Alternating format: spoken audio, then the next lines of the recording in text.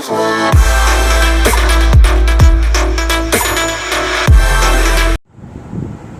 मित्रों, state chapter 5 आवृत्ति वितरणની ક્ષમતા અગાઉના વિડિયોમાં આપણે સ્વાધ્યાય 5.1 ના 1 થી 3 દાખલા જોયા.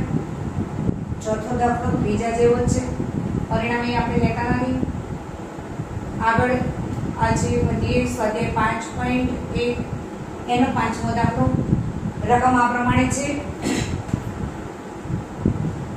નીચે આપેલ આવૃત્તિ વિતરણ 38 કંપનીઓના વાર્ષિક ઘસારાની રકમને લગતી છે. આ માહિતીનો ઉપયોગ કરી કાર્લ પિયર્સનની પદ્ધતિથી વિષમતા અને વિષમતા શોધો. વિષમતાનો પ્રકાર જણાવો. આપણને વાર્ષિક ઘસારાની રકમ લાખ રૂપિયામાં આપી છે અને કંપનીઓની સંખ્યા આપી છે. રકમ જોતા ખ્યાલ આવશે કે આવૃત્તિ વિતરણ મિશ્ર છે.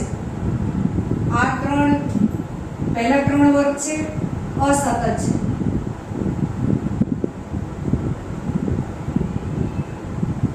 ત્યારબાદ પછીના ત્રણ વર્ગો સતત છે. પરિણામે સતત અને અસતત બંને કમ્બાઈન હોવાથી મિશ્ર આવૃત્તિ વિતરણ. હવે જોઈએ રકમ. વાર્ષિક ઘસારાની રકમ લાખ રૂપિયામાં 7, 9, 10, 11 થી 20, 21 થી 24 અને 25 થી 36. કંપનીઓની સંખ્યા 2, 3, 4, 7, 12 અને 10. કંપનીઓની સંખ્યાનો સરવાળો કરતા આપણને સિગ્મા એફ એટલે કે n મળશે. n = 38. મિત્રો, મધ્યક બે રીતે ગણી શકાય, ટૂંકી રીત અને સીધી રીત. આપણે આ દાખલામાં સીધી રીતે મધ્યકની ગણતરી કરેલી છે. સૌપ્રથમ તો મધ્ય કિંમત x મેળવીશું. તો અહીંયા અસતત આવૃત્તિ વિતરણના ત્રણ આપેલા છે, અવલોકન 7, 9 અને 10. એ અવલોકનને જ આપણે મધ્ય કિંમત તરીકે લઈશું, 7, 9 અને 10. ત્યારબાદ 11 થી 20 એટલે 11 + 20 ભાગ્યા 2 કરીશું તો આપણને મધ્ય કિંમત મળશે 15.5. પછીની મધ્ય કિંમત મળશે 22.5 અને છેલ્લી મળશે 30.5. મધ્ય કિંમત x અને કંપનીઓની સંખ્યા f, આ બંનેનો ગુણાકાર કરતા આપણને fx નું કોલમ મળશે. fx 7 * 2 કરતા 14, 3 અને 9 નો ગુણાકાર કરતા 27, 4 અને 10 નો ગુણાકાર કરતા 40. એ પ્રમાણે છેલ્લે 10 * 30.5 કરતા આપણને 305. આ પ્રમાણે fx ની કિંમત મળશે. fx ના કોલમનો સરવાળો કરતા આપણને સિગ્મા fx મળશે. Sigma fx = 764.5. ત્યાર પછીનો column fx square. fx square = fx * x. fx ના કોલમનો અને x ના કોલમનો ગુણાકાર કરીશું ત્યારે આપણને fx નો સ્ક્વેર મળશે. તો અહીંયા 14 અને 7 આ બંનેનો ગુણાકાર કરતા આપણને 98 મળશે. 27 અને 9 નો ગુણાકાર કરતા 243 મળશે. એ પ્રમાણે ક્રમશઃ આગળ વધીશું, ગુણાકાર કરીશું. છેલ્લે 30.5 નો 305 સાથે ગુણાકાર કરતા આપણને 9302.50 મળશે. હવે fx સ્ક્વેરના કોલમનો સરવાળો કરતા આપણને સિગ્મા fx સ્ક્વેર મળશે. Sigma fx square = 17800.25. અહીંયા આપણે બહુલક શોધી શકીશું નહીં, કારણ કે મિશ્ર આવૃત્તિ વિતરણ છે. પરિણામે બહુલક મળશે નહીં, એટલે આપણે મધ્યસ્થ જોઈશે. મધ્યસ્થ મેળવવા માટે સંચય આવૃત્તિ જોઈશે, એટલે છેલ્લો કોલમ સંચય આવૃત્તિનો બનાવીશું. અહીંયા પ્રથમ વર્ગની આવૃત્તિ 2 છે, એને જ આપણે સંચય આવૃત્તિ તરીકે લઈશું. 2, 3 ઉમેરીશું 5. એ પ્રમાણે ક્રમશઃ આગળના વર્ગની આવૃત્તિ ઉમેરતા જઈશું. છેલ્લે આપણને 28 માં 10 ઉમેરીશું. છેલ્લી સંચય આવૃત્તિ 38 મળશે. હવે મધ્યકનું સૂત્ર મૂકીશું. મધ્યકનું સૂત્ર સીધી રીતે x બાર = સિગ્મા fx/n. આપણને સિગ્મા fx 764.5 મળેલા છે. સૂત્રમાં કિંમત મૂકીશું. 764.5/38 = 20.12. ભાગાકાર કરતા આપણને 20.12 મળે છે. પરિણામે x બાર = ₹20.12 લાખ. હવે મધ્યસ્થ શોધવા માટે મધ્યસ્થ વર્ગ જોઈશે. હવે મધ્યસ્થ વર્ગ મેળવવા માટે n/2 માં અવલોકનને સમાવતો વર્ગ એ મધ્યસ્થ વર્ગ મળશે. તો n ની કિંમત આપણી પાસે 38 છે. 38 ને 2 વડે ભાગીશું. પરિણામે 19 માં અવલોકનને સમાવતો વર્ગ CF પરથી જોતા હવે અહીંયા 16 માં 19 નો સમાવેશ નહીં થાય, 28 માં 19 નો સમાવેશ થશે. પરિણામે 28 ની સામેનો વર્ગ 21 થી 24 નો વર્ગ આપણને મધ્યસ્થ વર્ગ મળશે.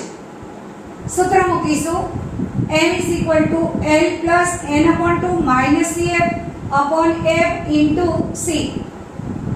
હવે લોઅર લિમિટ આ ત્રણ વર્ગો સતત આવૃત્તિ વિતરણના છે પણ શ્રેણી અનિવારક છે.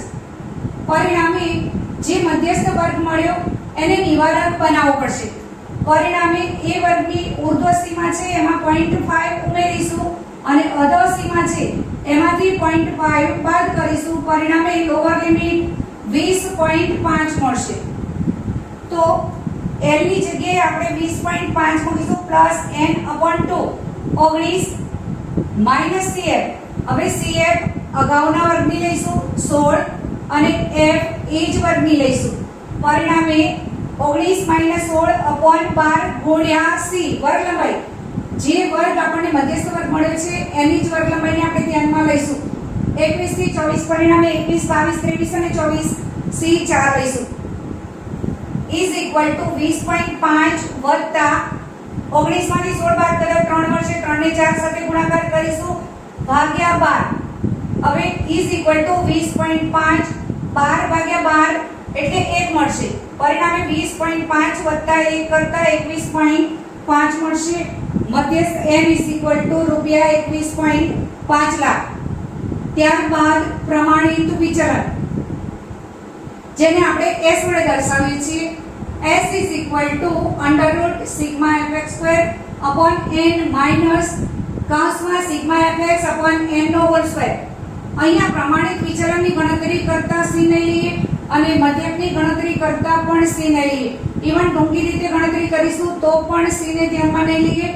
જ્યારે s ની ગણતરી એટલે કે પ્રમાણિત વિચલનની ગણતરીમાં પણ વર્ગ લંબાઈને ધ્યાનમાં લઈશું નહીં, કારણ કે આવૃત્તિ વિતરણ મિશ્ર પ્રકારનું છે, તેથી વર્ગ લંબાઈને ધ્યાનમાં લેવાશે નહીં.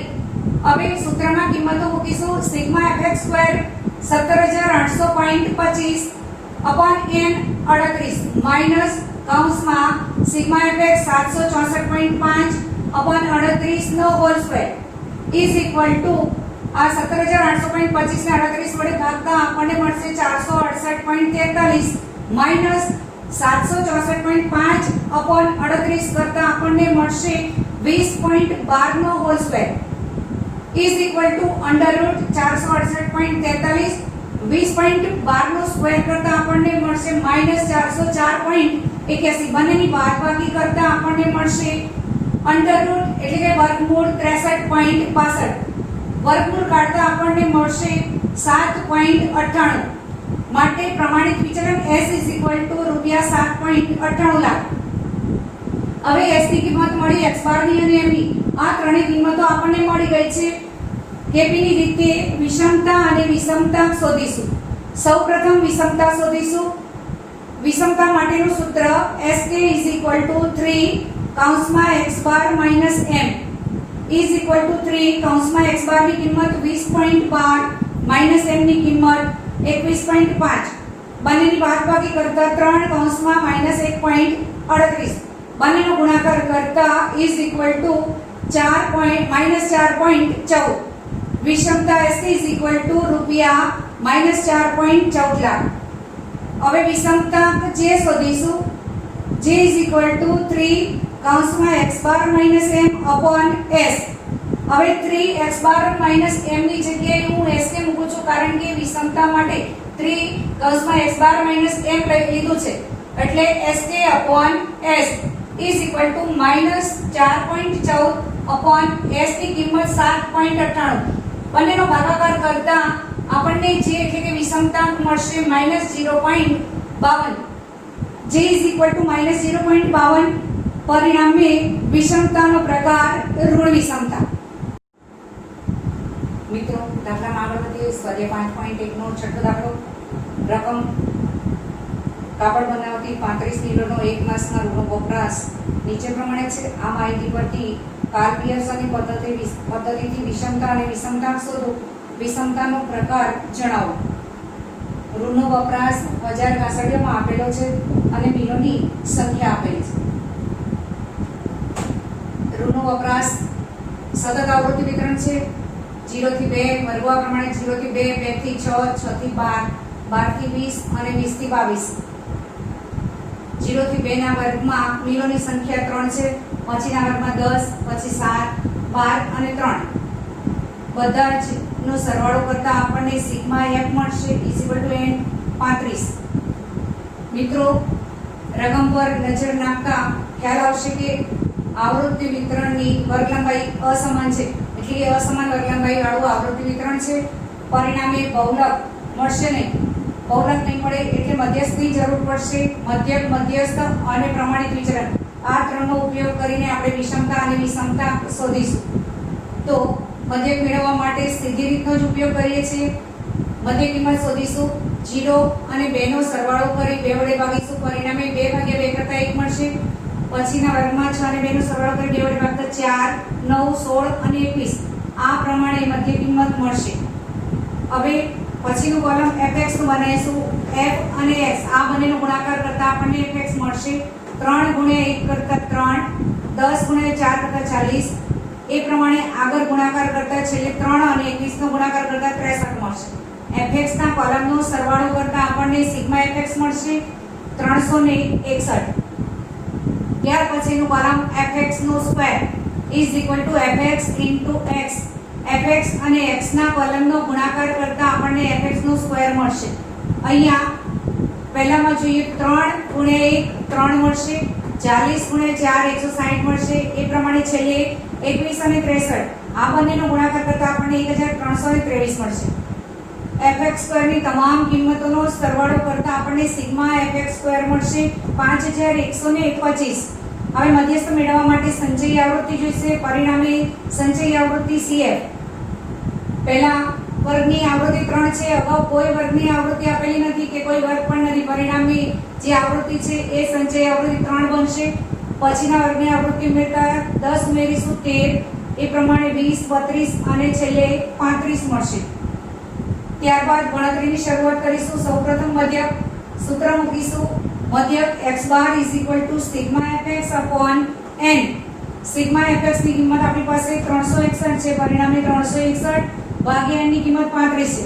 361 ભાગ્યા 35 કરતા આપણને મળશે 10.31. પરિણામે x બાર 10.31062. હવે મધ્યસ્થ મેળવવા માટે સૌપ્રથમ મધ્યસ્થ વર્ગ જોઈશે. મધ્યસ્થ વર્ગ મેળવવા માટે n ની કિંમતને 2 વડે ભાગીશું. n 35 છે. 35 ભાગ્યા 2 17.5 માં અવલોકનને સમાવતો વર્ગ 17.5. આમાં 20 CF છે એમાં એનો સમાવેશ થશે. પરિણામે એની સામેનો વર્ગ આપણને મધ્યસ્થ વર્ગ મળશે 6 થી 12 નો વર્ગ મધ્યસ્થ વર્ગ મળશે. સૂત્ર મૂકીશું મધ્યસ્થનો. m l n/2 CF f c અહીંયા આવૃત્તિ વિતરણ નિવારક છે, કારણ કે અગાઉના વર્ગની ઉર્ધ્વ સીમા પછીના વર્ગની અર્ધ સીમા બને છે. પરિણામે નિવારક આવૃત્તિ વિતરણ કે નિવારક શ્રેણી છે. એટલે સીધી લોઅર લિમિટ આપણે 6 થી 12 નો વર્ગ છે એટલે લોઅર લિમિટ 6 લઈશું વત્તા n/2 17.5 CF આગળના વર્ગની. અહીંયા 20 આપણને મળે છે. પરિણામે 13 CF 13 લઈશું. f એ જ વર્ગની 7 લઈશું upon 7 ગુણ્યા 6. હવે is equal to 6 વત્તા 17.5 માંથી 13 બાદ કરતા 4.5 ગુણ્યા 6 upon 7 is equal to 6 વત્તા બંનેનો ગુણાકાર કરતા 27 upon 7 is equal to 6 વત્તા બંનેનો ભાગાકાર કરતા 3.86 મળશે. બંનેનો સરવાળો કરતા is equal to 9.86 માટે m is equal to 9.86,062. આગળ જોઈશું પ્રમાણિત વિચલન s.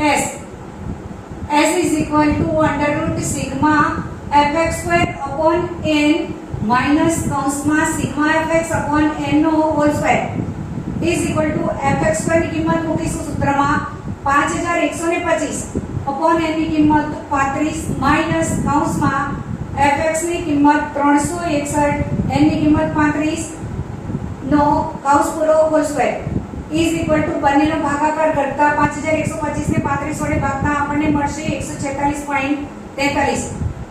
Under route a 146.43 minus કૌંસમાં 10.31 નો whole square is equal to under root 146.43 minus 10.31 નો સ્ક્વેર કરતા આપણને મળશે 106.30.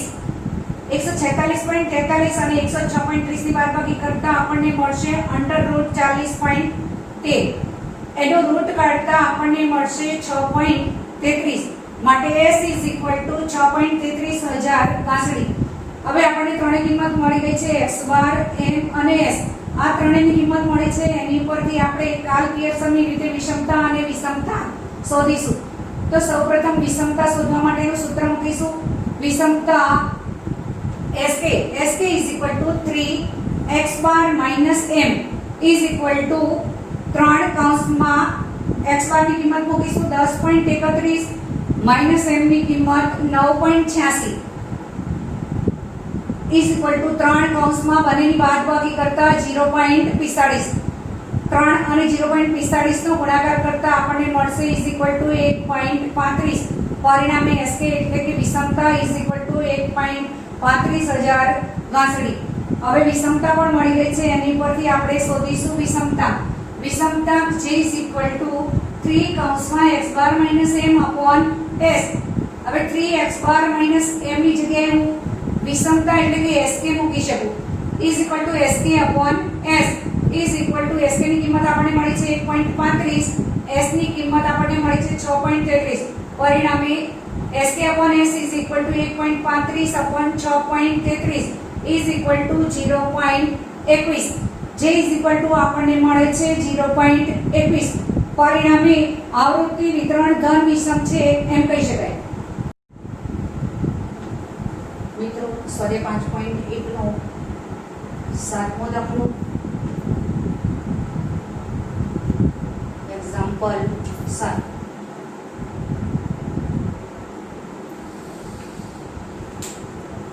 રકમ આ પ્રમાણે છે. પર્યટનના એક સ્થળનું વર્ષ 2014ના 60 દિવસનું તાપમાન સેલ્સિયસમાં નીચે મુજબ છે. આ માહિતીનો ઉપયોગ કરી કાર્લ પિયર્સનની પદ્ધતિથી વિષમતા અને વિષમતા શોધો. વિષમતાનો પ્રકાર જણાવો.